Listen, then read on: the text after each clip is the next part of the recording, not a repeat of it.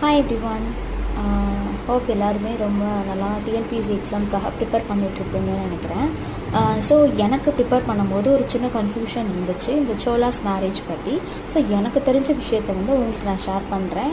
இதை பார்த்து ஒரு ஒன்று ரெண்டு பேருக்கு ஒரு புரிஞ்சு ஒரு நல்ல கிளாரிட்டி ஒரு வேளை எக்ஸாமில் கேட்டு அவங்க அதுக்கு ஆன்சர் பண்ணால் எனக்கு ரொம்ப சந்தோஷம்.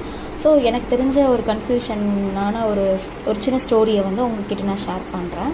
இந்த Cholas marriage I think unit 4ல் இருக்கும். யூனிட் 4 ஹிஸ்ட்ரி டாப்பிக்கில் சவுத் இந்தியன் கிங்டம் இருக்குங்க இல்லையா, அதில் நம்ம நிறைய பல்லவாஸ், சாளுக்கியாஸ், ராஷ்டிரகூதாஸ் இதெல்லாம் படிச்சிருப்போம்.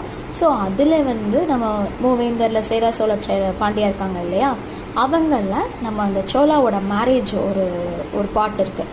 ஸோ அது என்ன அப்படின்னா, ரொம்ப சிம்பிளாக நான் சொல்கிறேன். எல்லாருமே பொன்னியின் செல்வன் படம் பார்த்துருப்போம், கரெக்டுங்களா? அந்த பொன்னியின் செல்வன் படத்தில் ராஜராஜன் சோழனை வச்சு